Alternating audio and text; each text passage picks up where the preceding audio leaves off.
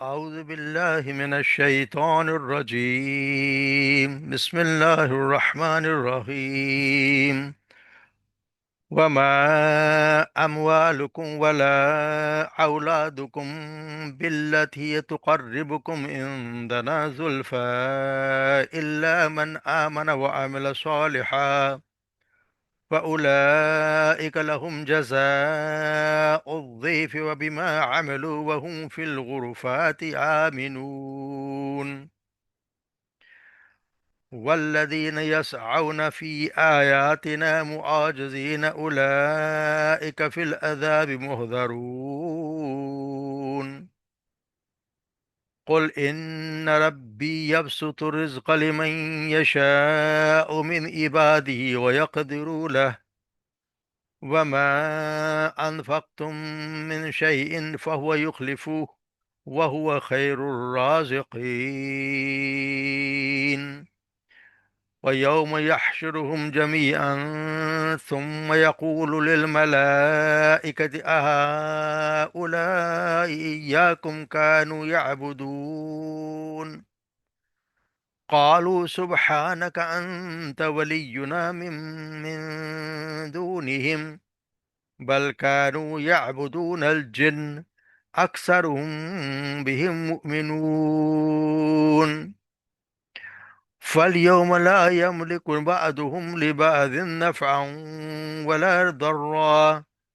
ونقول للذين ظلموا ذوقوا عذاب النار التي كنتم بها تكذبون. وإذا تتلى عليهم آياتنا بينات قالوا ما هذا إلا رجل يريد أن يصدكم عما كان يعبد آباؤكم وقالوا ما هذا إلا إفك مفترى وقال الذين كفروا للحق لما جاءهم إن هذا إلا سحر مبين. وما آتيناهم من كتب يدرسونها وما أرسلنا إليهم قبلك من نذير فكذب الذين من قبلهم وما بلغوا معشار ما آتيناهم فكذبوا رسلي فكيف كان نكير.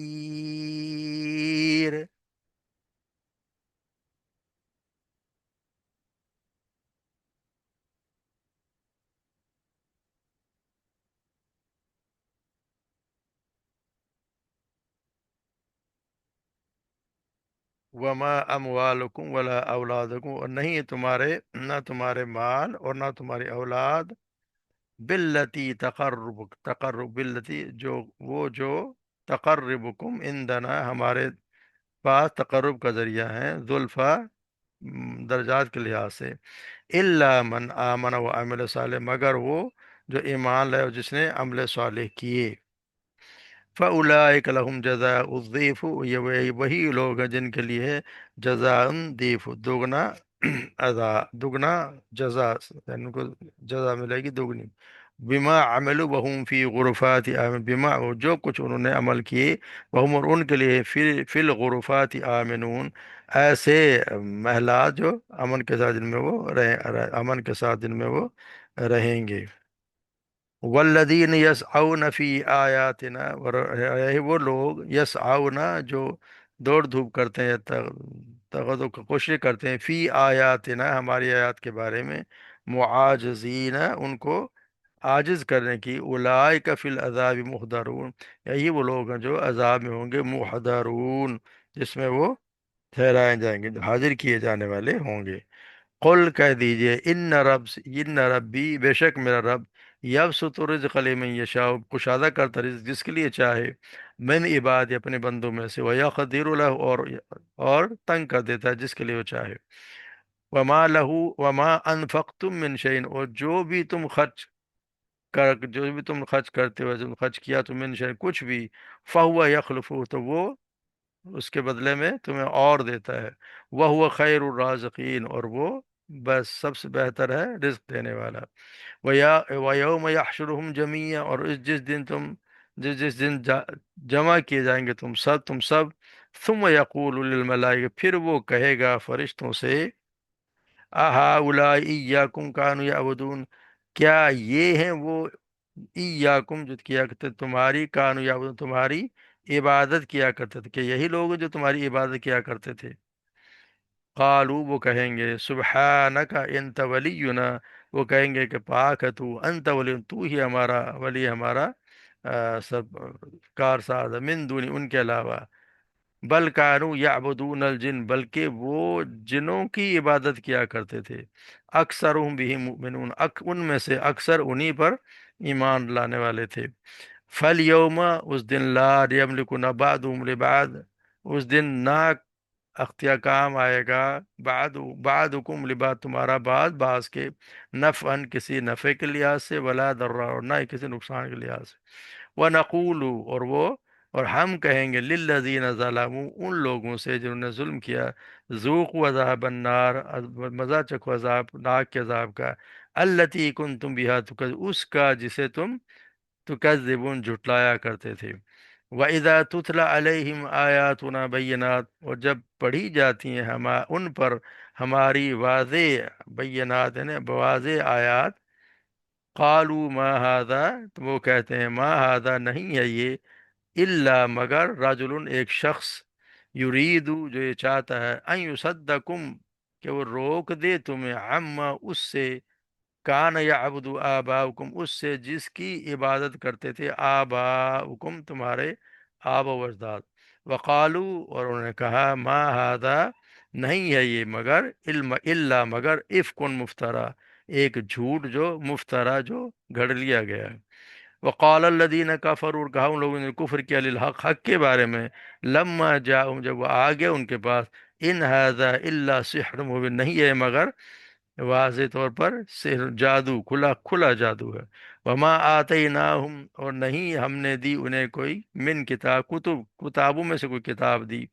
یدرسونہا، جسے وہ پڑھتے ہوں، وما ارسلنا الیہم، اور نہ ہی ہم نے بھیجا ان کی طرف، قبل کا، آپ سے پہلے، من نذیر، کوئی ڈرانے والا۔ فکذب الذین من قبلہم، اور جھٹلایا ان لوگوں نے جو ان سے پہلے تھے، وما بلغوا، اور جب کہ نہیں پہنچے وہ بھی شعرا، 10واں حصہ بھی، ما آتیناہم، جو ہم نے انہیں دیا، یعنی یہ لوگ تو اس کے 10ویں حصے کے ان کے پاس مال و دولت نہیں ہے، ما آت، جو ہم نے انہیں دیا، فکذبوا رسلی، پر انہوں نے جھٹلایا ہمارے رسولوں کو، فکیف کان نکیر، پھر کیسا رہا، کانا، نکیر، میرا، اصل میں یہ نکیری، میرا عذاب، میری پکڑ یا میرا عذاب کیسا رہا۔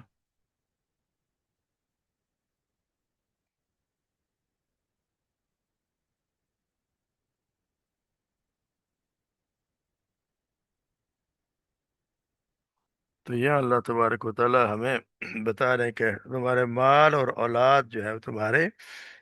اس کام کے نہیں ہیں، کہ وہ تمہارے ہمارے نزدیک تقرب کا کوئی ذریعہ ہوں، یا تمہارے اضافہ کر دیں تم ہمارے درجات کے لحاظ سے،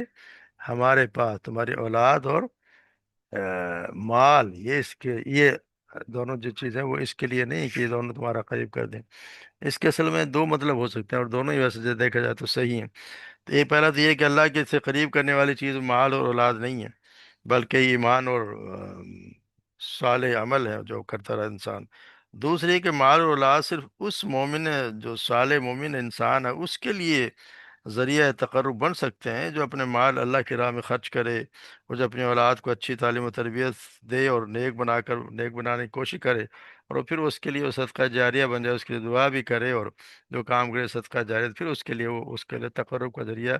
بن سکتی ہیں۔ پھر اللہ تبارک و تعالیٰ، اولئک لہم جزاء الضعف بما عملوا، وگر آمن و عمل صالح، یعنی پھر ذریعہ اس کے کیا ہے، اس کے مولا تو نہیں اللہ تعالیٰ کے، کیونکہ اللہ تبارک و تعالیٰ کے ذریعے کے پاس تو وہ چیز ہے جو ایمان لے اور عمل صالح کی، کیونکہ اللہ تبارک و تعالیٰ فرماتے ہیں کہ جیسے آپ صلی اللہ علیہ وسلم فرمائے کہ اللہ تعالیٰ تمہاری شکلیں اور تمہارے مال نہیں دیکھتا، بلکہ وہ تو تمہارے دلوں اور عملوں کو دیکھتا ہے۔ اسی طرح سیدنا انس بن مالک بیان کرتے ہیں کہ آپ صلی اللہ علیہ وسلم فرمائے کہ اللہ تعالیٰ کسی مومن پر ایک نیکی کے معاملے میں بھی ظلم نہیں کرے گا، وہ اسے اس نیکی کا بدلہ دنیا میں بھی دے گا اور آخرت میں بھی دے گا، جبکہ کافر کو اس کی تمام نیکیوں کا بدلہ جو اس نے اللہ کے لیے کی ہوں گی دنیا میں دے دیا جاتا ہے۔ پھر جب آخرت میں پہنچتا ہے تو اس کے پاس کوئی نیکی نہیں ہوتی جس کا بدلہ دیا جانے، اس کافر کو جو بھی کچھ یہاں جو مل رہا ہے وہ دنیا میں جو نیکیاں کریں، جو عمل کر رہے ہیں اس کے مطابق ان کو یہیں پہ جتنا بھی جو ہے ان کے اعمال کا جزا یہیں دنیا میں دے دی جاتی ہے۔ اسی طرح پھر یہاں تو ہم تو اسی طرح پھر ان کے لیے بتایا جاتا ہے کہ پھر بما عملوا وهم فی الغرفات آمنون، ان کے لیے جنت کے بلند و بالا اور اعلیٰ مکانات ہیں، ہر دو آمنون جو امن سے رہیں گے، نہ کوئی خوف ہوگا، نہ کوئی شر سے کا مسئلہ ہوگا، نہ انہیں میں وہ سکونت پذیر ہوں گے۔ اس طرح جس طرح سیدنا ابو سعید خدری رضی اللہ تعالیٰ بیان کرتے ہیں، آپ صلی اللہ علیہ وسلم نے فرمایا جنتی لوگ اپنے سے اوپر بالا خانوں میں رہنے والوں کو اس طرح دیکھیں گے جس طرح وہ ستاروں کو دیکھتے ہیں جو آسمان کے کناروں پہ مشرق و مغرب میں صبح کے وقت باقی رہ جاتا ہے، کیونکہ ان میں سے بعض بعض سے افضل ہوگا۔ تو صحابہ نے عرض کیا کہ یا رسول اللہ، یہ محل بالغ خان تو انبیاء کے ہوں گے جنہیں ان کے سوا اور کوئی نہ بھی پائے گا؟ تو آپ نے فرمایا نہیں، اس ذات کی قسم جس کے ہاتھ میں میری جان ہے، یہ محل ان لوگوں کے لیے ہوں گے جو اللہ پر ایمان لے اور انہوں نے رسولوں کی تصدیق کی، ان کے لیے ہیں یہ غرفات الآمنون، ان کے لیے ان کے دیا جائے گا۔ تو اللہ تبارک و تعالیٰ کے ہاں تو درجات بلند کرنے والی چیز ہے ایمان اور عمل صالح ہے، یعنی اللہ تبارک و تعالیٰ ان کی نیکیوں کے بدلے انہیں بہت بڑھا چڑھا کر دیے جائیں گے، ایک ایک نیکی 10 10 گنا بلکہ 7 7 سے گنا تک دے دی جائے گی۔ اور پھر اللہ تبارک و تعالیٰ ان کو وہ بھی دیں گے جن امن سے رہیں گے، نہ کوئی دکھ ہوگا، نہ درد ہوگا، نہ کوئی ایذا ہوگا، نہ صدمہ، کچھ بھی نہیں ہوگا۔ تو اللہ تبارک و تعالیٰ ہمیں بھی ان نصیب خوش نصیب میں شامل کر جن کو دیے جائیں۔ پھر اللہ تبارک و تعالیٰ کرے والذین یسعون فی آیات المعاجزین اولئک فی العذاب محضرون، اور وہ لوگ جو صحیح کرتے ہیں ہمیں ہماری آیات کو عاجز کرنے کی،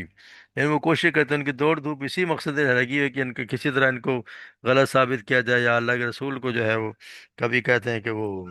جادوگر ہے، کبھی کہتے ہیں کہ وہ جھوٹ اس نے اپنے طرف سے اس قرآن کو گھڑ لیا ہے، یعنی کہ ہر طریقے سے کوئی کوشش کرتے ہیں کہ لوگوں کو شک پیدا ہو کہ یہ قرآن اللہ کی طرف سے نہیں ہے۔ تو ان کے لیے پھر اللہ تبارک و تعالیٰ کریں، ان کے پھر وہ معجز کا عاجز کرنے والے تو نہیں ہیں، ان کے لیے پھر وہ عذاب ہوگا جس میں وہ حاضر کیے جائیں گے، اور جس دن وہ عذاب دیکھیں گے تو پھر وہ ان کو پتہ چل بھی جائے گا کہ ہم کس چیز کی ہم نفی کرتے رہے، کس چیز کا ہم انکار کرتے رہے ہیں۔ تو یہ جب ہوگا تو پھر پتہ چل جائے گا اس دن کیا کرتے رہے ہیں۔ پھر اللہ تبارک و تعالیٰ آگے فرماتا قل ان ربی یبسط الرزق لمن یشاء من عبادی ویقدر، ہم پہلے بھی پڑھا ہے کہ اللہ تبارک و تعالیٰ کہتے ہیں کہ یہ میرا رب وہ ہے جو رزق کشادہ کرتا ہے جس کے لیے وہ چاہتا ہے، اور جس کے لیے وہ اپنے بندوں میں جس کے لیے چاہا اس کے لیے تنگ بھی کر دیتا ہے۔ اللہ تبارک و تعالیٰ یہاں دہرانے کا مطلب ہے کہ اللہ تبارک و اس بات پر زور دیتا ہے کہ رزق کی کمی بیشی اللہ کی مشیت سے تعلق رکھتی ہے، اس کی رضا سے نہیں ہے۔ مشیت کے الہی کے تحت تو ہر اچھے برے ہر انسان کو رزق مل رہا ہے۔ اللہ تبارک و تعالیٰ تو رزق سب کو دیتے ہیں، کہا اس نے جس کے لیے بھی کوئی دشمن ہے تو اس کو بھی دے دیتا ہے، اللہ کا جو غنی ہے فقیر ہونا اس کی رضامندی کی علامت تو نہیں ہے، کوئی اس کو نہ ہی مانتا اسے بھی دیتا ہے، جو مانتا ہے اسے بھی دے دیتا ہے۔ تو یہ اللہ تبارک و تعالیٰ کا یہ مقصد نہیں ہے کہ جس کو یہ کوئی دلیل نہیں ہے کہ آدمی جس کو زیادہ مل گیا وہ اللہ کا پسندیدہ بندہ ہے، اور جس کو تنگی ہوگی تو وہ اللہ کا کوئی مغضوب بندہ ہے۔ اصل چیز جو ہے وہ تو اللہ کی رضا ہے، تو وہ پھر ان اخلاقی صفات سے حاصل ہوتی ہے جو اللہ کو محبوب ہیں، اور ان اوصاف کے ساتھ اگر اللہ تبارک و تعالیٰ کسی کو دنیا کی نعمتیں بھی اگر دے دے تو یہ اللہ کا فضل ہے جس پر اس کو شکر ادا کرنا چاہیے۔ لیکن اگر کوئی شخص اخلاقی اوصاف کے لحاظ سے اللہ کا باغی اور نافرمان بھی بندہ ہو اور اس کے ساتھ دنیا کی نعمتیں بھی سے بھی نوازا جا رہا ہو،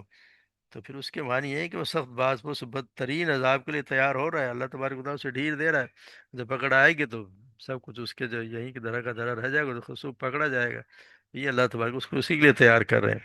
پھر اللہ تبارک نے وما انفقتم من شیء فهو یخلف، جو بھی تم اللہ کی راہ میں خرچ کرو گے وہ تم اس کا اور بدلہ اس کے بدلے میں زیادہ ہی دے گا، وہ خیر الرازقین، وہ تو بہت زیادہ اللہ تبارک و تعالیٰ تو رزق دینے والا ہے، وہ سب سے بہتر رزق دینے والا تو وہی ہے،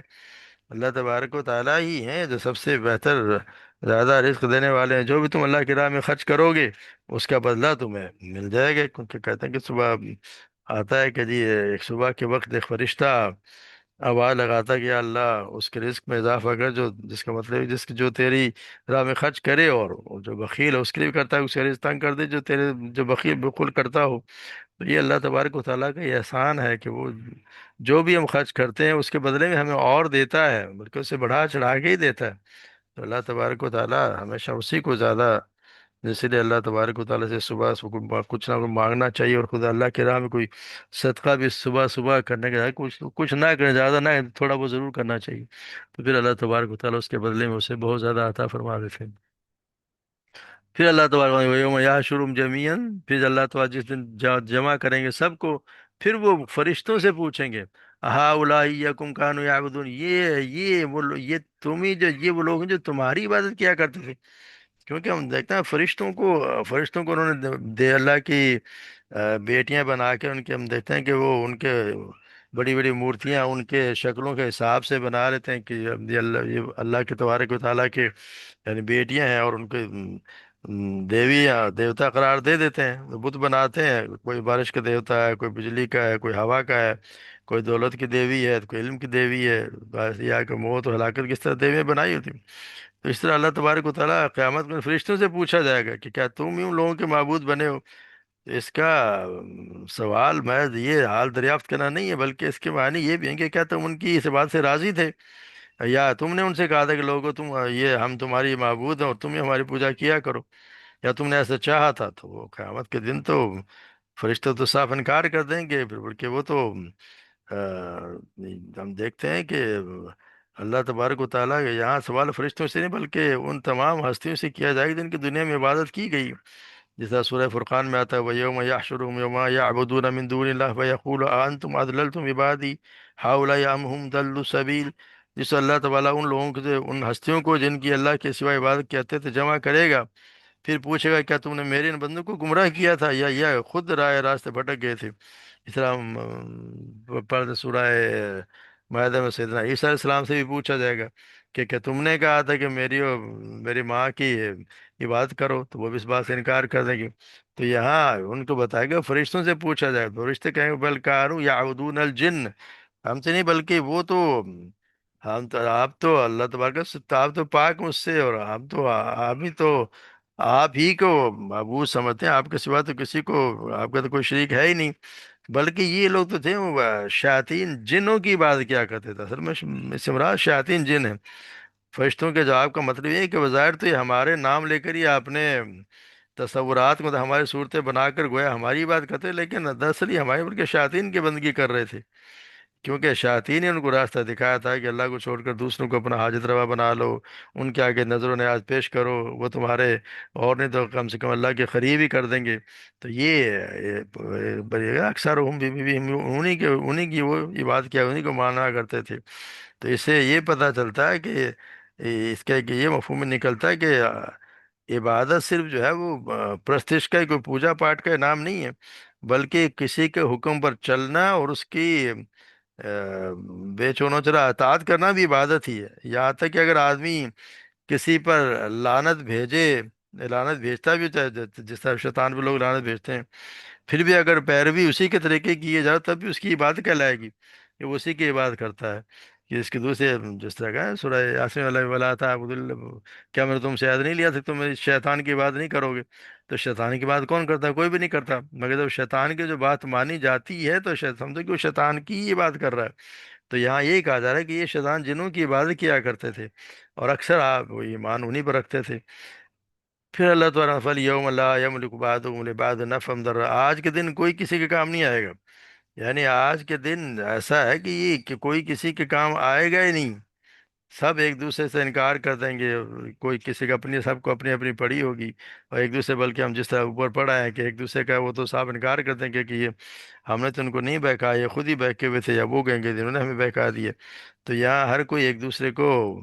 بہکا سب انکار کر دیں گے۔ یا پھر اللہ تبارک و تعالیٰ کا وَإِذَا تُتْلَىٰ عَلَيْهِمْ آيَاتُنَا بَيِّنَاتٍ قَالُوا مَا هَٰذَا إِلَّا رَجُلٌ يُرِيدُ أَن يُصَدَّكُمْ عَمَّا كَانَ يَعْبُدُ آبَاؤُكُمْ،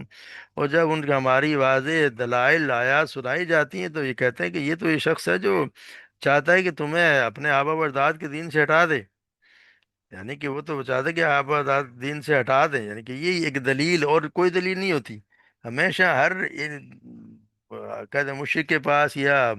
بدعتی کے پاس اور کوئی دلیل نہیں سوائے اس دلیل کے، تو وہ یہی کہتا ہے کہ جی یہ وہ شخص ہے، یہ تمہیں جیسا آدمی ہے، مگر یہ چاہتا ہے اور تمہارے دین جو جس کو تم تمہارے بابا اور داد پوچھتے آئے ہیں، یہ ان سے تمہیں ہٹانا چاہتا ہے وہ، تو یہ ایک بودھی سی دلیل دے کے اپنے لوگوں کو اسے مطمئن کرنے کی کوشش کرتے ہوتے ہیں۔ اور یہ آج بھی یہی حالات ہیں، آج بھی یہی ہے، کوئی دلیل نہیں ہوتی، کہتے ہیں یہ تو ہمارے آبا و اجداد کرتے ہیں تو ہم کیوں نہ کریں، یہ تو ہمارے برسوں سے یہ منائی جا رہی ہے چیز، فلاں چیز ایسا ہوتا رہا ہے تو اب کیا ہو گیا، یہ تم لوگ نیا دین لے کے آنا کہ نیا دین انہوں نے نکالا ہوتا ہے۔ تو یہاں بھی یہی بتایا جا رہا ہے کہ یہ اسی کا بتا رہے ہیں کہ جی وہ ان کو جو ہے وہ ایک نیا، ان کو یہ تو آپ کے آبا و اجداد کے دین سے تمہیں ہٹانا چاہتا ہے کہ تم ان کی عبادت نہ کرو۔ اور وہ یہ بھی کہتے ہیں قالوا ما هذا الا افک مفترا، یہ تو وہ ہے جو چیز گھڑ لی گئی، یعنی قرآن کے بارے میں کہتے ہیں کہ یہ وہ ہے جو اس نے جھوٹ اپنی طرف سے گھڑ لیا ہے، اللہ کی طرف سے نہیں آیا، یعنی ان کا یہ اس پہ بھی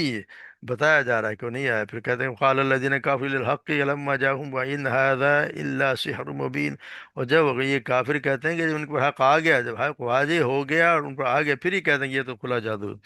یعنی آپ صلی اللہ علیہ وسلم کو یہ 40 سال تک مانتے رہے ہیں، صادق امین بھی مانتے رہے ہیں، سب کچھ مانتے رہے کہ ان سے بہتر کوئی انسان ہے نہیں، کبھی انہوں نے جھوٹ بولا نہیں، مگر جب ان پر یہ